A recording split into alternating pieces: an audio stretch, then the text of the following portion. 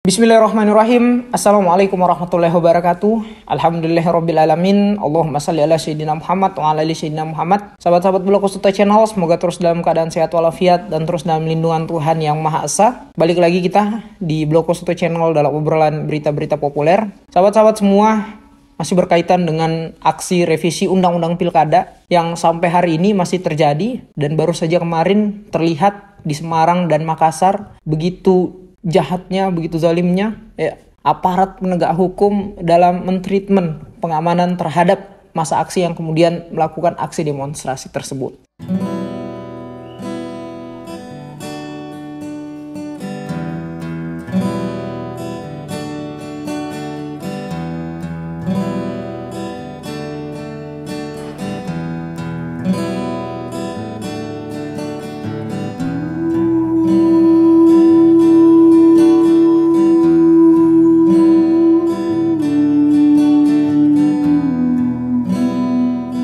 Di video sebelumnya kita sudah bahas apa yang kemudian menjadi isu dan tuntutan dari para massa aksi, sehingga kenapa kemudian di hampir setiap daerah itu terjadi aksi besar-besaran dan aksinya menimbulkan berbagai macam chaos, keributan dan semacamnya. Nah, kalau kita hubungkan dengan video yang baru-baru saja dikeluarkan oleh Pak Joko Widodo melalui laman Instagram pribadinya dan mungkin di media sosial pribadi lainnya. Ya, negara kita, Indonesia ini adalah negara demokrasi.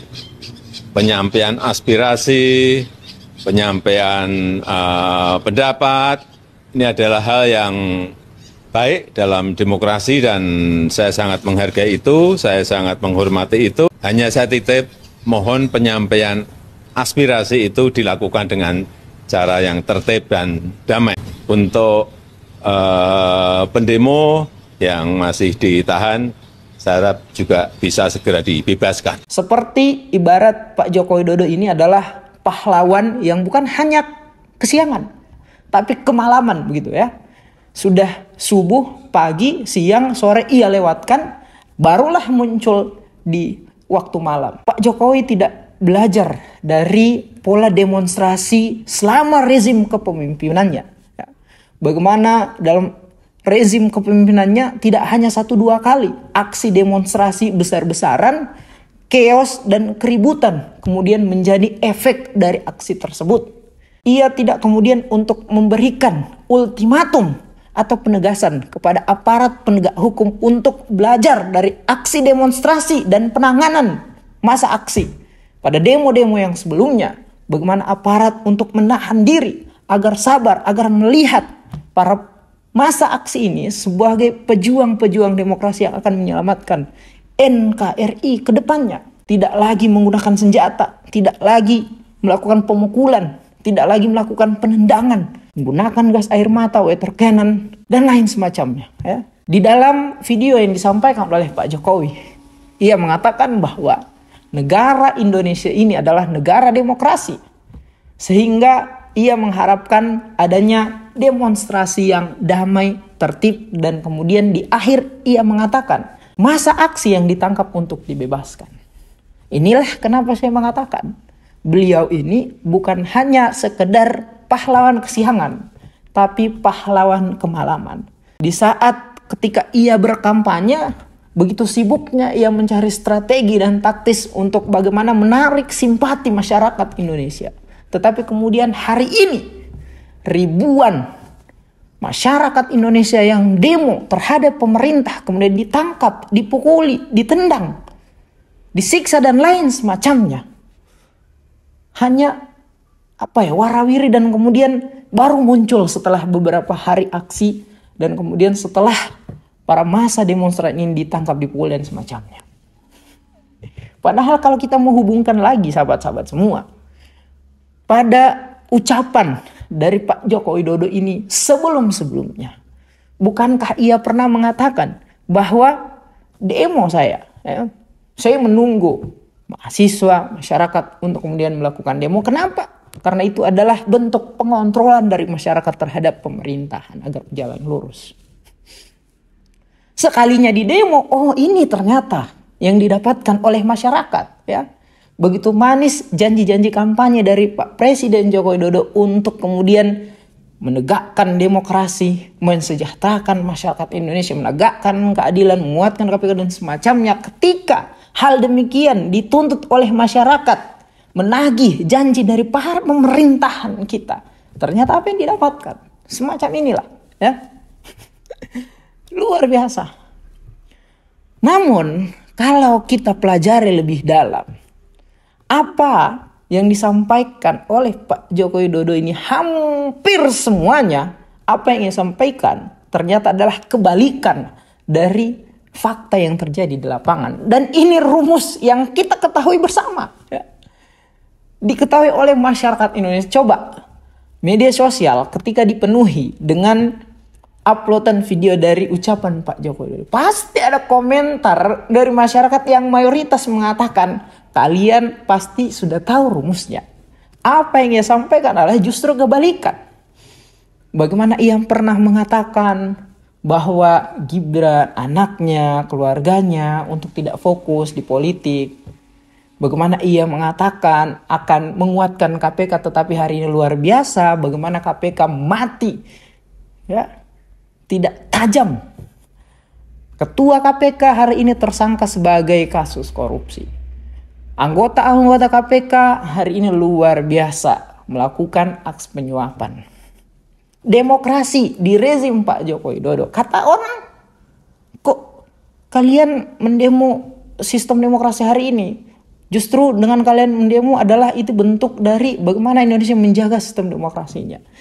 Ibarat apa yang dikatakan oleh Rocky Gerung.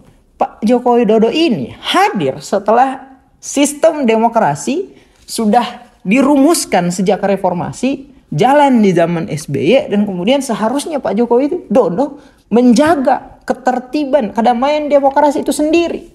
Bagaimana ia menjaminkan hak-hak berpendapat, berekspresi kepada masyarakat ini tetap terjaga sampai hari ini. Bukan kemudian ucuk-ucuk dimulai lagi dari ada kok demokrasi dengan ada demo dan lain sebagainya. Demo dalam demokrasi adalah hal yang wajar, ya, hal yang biasa, dan itu adalah bentuk dari sistem demokrasi itu sendiri. Maka kalau di dalam aksi demonstrasi pada negara yang menganut sistem demokrasi ada pemukulan, ada penangkapan, ada penembakan, ada gas air mata, represivitas terhadap warga negara yang padahal dijamin hak-haknya masih terjadi, ya wajar saja orang kemudian untuk mempertanyakan hal demikian. Katanya setelah selesai menjadi presiden, beliau akan balik lagi ke Solo. Tapi kita lihat berita yang berseliweran luar biasa sampai hari ini. Begitu masif cawe-cawe politik dari Pak Presiden Joko Widodo untuk mengamankan karir politiknya setelah akan lengser sebagai presiden. Entahlah, kita akan lihat ke depannya seperti apa. Disinilah konsistensi, komitmen dari ucapan seorang presiden. Ya. Sudah kita trauma dengan janji-janji kampanye yang kemudian tidak terpenuhi oleh pemerintahan Pak Joko Widodo. Banyak kok bisa dicek apa yang menjadi janji Pak Joko Widodo. Kemiskinan hari ini luar biasa. Katanya kemiskinan ekstrim di akhir periode 0%. Hari ini belum mencapai target. Pengangguran, PHK di mana-mana. Luar biasa, ya. Nah, sekaligus video ini akan fokus kepada aparat penegak hukum yang kemudian menegakkan hukum dalam aksi demonstrasi masyarakat Indonesia di hampir setiap daerah. Tetapi kemudian kita lihat faktanya, apakah betul dalam faktanya para penegak hukum ini kemudian memberikan pengamanan terhadap massa aksi, ataukah hanya sekedar menjadi tameng dari para pejabat-pejabat yang duduk di kantoran, gedung-gedung perwakilan rakyat, yang duduk nyaman, ada AC, angkat kaki, minum kopi dan lain semacamnya. Pertama saya ingin mengatakan kembali lagi bahwa jangan terlalu kerdil untuk menghitam putihkan kasus antara keributan yang dilakukan oleh aparat dan massa aksi terlalu sedih untuk melihat komentar saling menyalahkan aparat penegak hukum yang salah, mahasiswa yang salah, dan semacamnya. Kita luput, sekali lagi saya mengatakan, kita luput bahwa di sana, di belakang kita, ada orang-orang yang hanya duduk diam, memutuskan sesuatu, bekerja sama, mentaktisi permainan politik jahat, buruk, dan zalim. Tetapi kemudian ketika mereka diminta pertanggungjawabannya, tidak pernah sebatang hidung mereka berani untuk muncul di hadapan masyarakat untuk memberikan pertanggungjawaban. Ya. Begitu asik mereka untuk kemudian merumuskan permainan politik jahat, kotor, dan zalim ini, tetapi ketika diminta pertanggungjawabannya, semacam hampir semua indera tubuh mereka mati rasa. Luar biasa. Ya. Inikah sistem demokrasi yang kita maksud? Ya. Waktu kampanye, para pejabat ini sibuk mencari simpati masyarakat, menjanjikan hal-hal yang kemudian bagaimana masyarakat akan tetap terjaga keamanan, kenyamanan, kesejahteraannya. Tetapi kemudian ketika ya sudahlah, masyarakat merasa risau, ada ancaman pengangguran, ada ancaman kemiskinan, ada ancaman kenaikan harga bahan pokok dan semacamnya. Mereka hanya menuntut apa yang kalian sampaikan ketika berkampanye atau ketika dalam pertemuan-pertemuan apapun kepada masyarakat, menuntut untuk konsisten loh, untuk fakta lapangan yang terjadi dengan ucapan kalian. Tidak ada sebatang hidung mereka. Yang terjadi apa? Hampir semua berita memviralkan bagaimana aparat penegak hukum tendang-tendangan sama massa aksi. Inilah yang coba akan kita obrolkan, sahabat-sahabat semua. Ya. Yang semestinya bahwa aparat penegak hukum melihat massa aksi mahasiswa, akademisi, masyarakat sipil dan semacamnya yang ikut adalah sebagai orang-orang yang memperjuangkan negara demokrasi seperti apa sejatinya. Sehingga kalau melihat seperti itu, seharusnya para aparat penegak hukum ini melaksanakan tugasnya berdasarkan konstitusi Undang-Undang Nomor 12 Tahun 2005 tentang bagaimana hak masyarakat sipil untuk bisa berekspresi, menyampaikan pendapat. Sehingga aparat penegak hukum tidak lagi menjadi tameng serta pagar dari para pejabat-pejabat korup, para pejabat-pejabat yang hanya tahu untuk mempermainkan permainan politik jahat, zalim, dan buruk ini. Tetapi berfokus kepada bagaimana mereka memberikan rasa aman, kenyamanan, tentram kepada para massa aksi untuk melakukan aksi dan menyampaikan pendapat serta ekspresi mereka. Banyak yang bertanya, coba Anda yang jadi polisi, apakah kesabaran Anda tidak akan hilang ketika ada massa aksi yang kemudian melakukan aksi anarkis tertib dan aksi anarkis provokatif tidak tertib dan damai?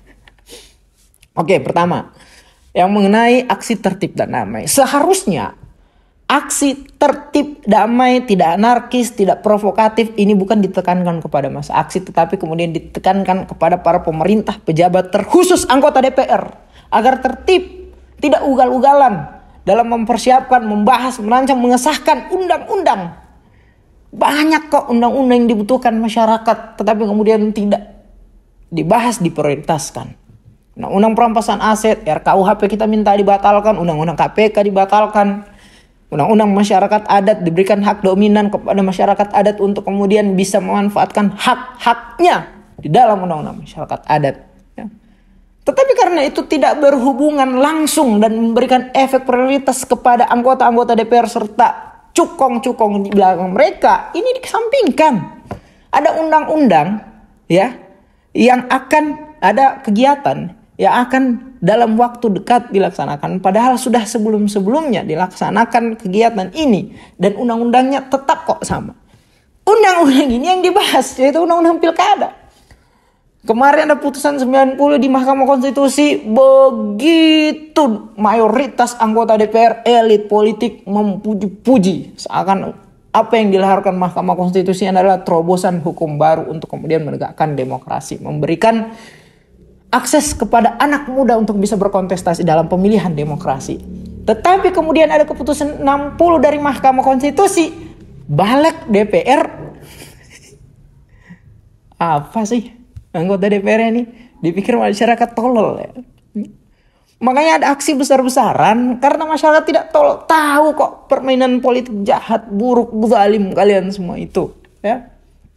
Nah, fokus lagi, kita kembali ke yang sebelumnya.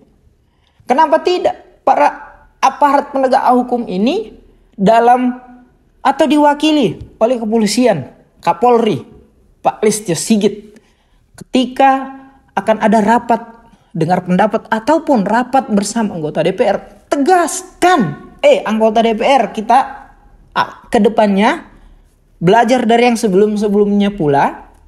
Ketika ada keputusan dari DPR untuk mengesahkan undang-undang, bahas yang mana prioritas, bahas yang mana dibutuhkan masyarakat, bahas yang anti terhadap permainan politik jahat, buruk, dan kotor.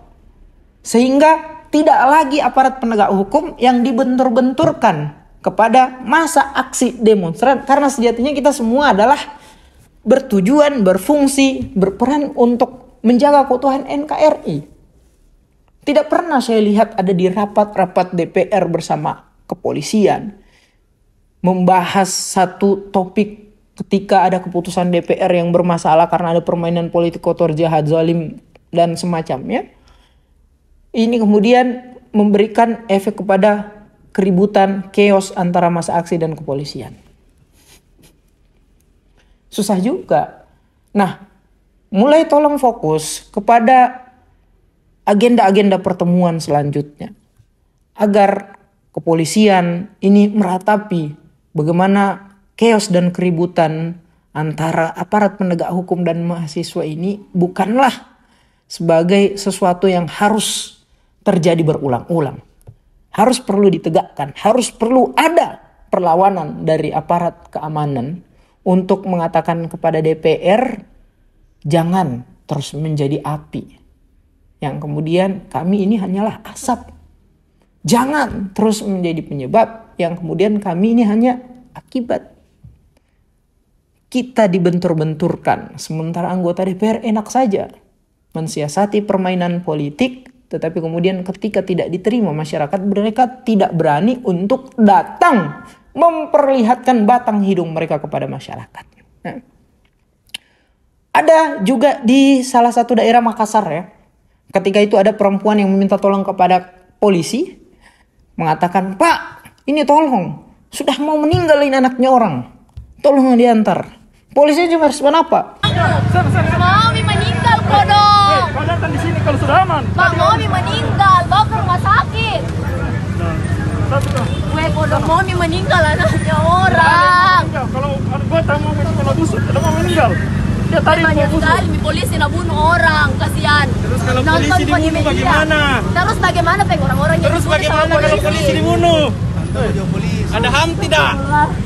Kalau kita belajar dari sejarah demo-demo yang sebelumnya, mana ada polisi yang meninggal karena aksi demonstrasi mahasiswa. Justru lebih banyak pemukulan, penangkapan, penendangan, gas air mata. Itu dilakukan kepada mahasiswa, kepada masa aksi. Lebih banyak korban juga kok kepada masa aksi. Penembakan di Halu Oleo, kita lihat. Pemukulan di mana-mana, penangkapan di mana-mana, terlihat di mana-mana. Kanjuruhan Malang, kita lihat bagaimana penanganan kepolisian amburadul sampai dengan 135 kurang lebihnya meninggal. Tapi hari ini kita lihat belum tuntas juga kasus.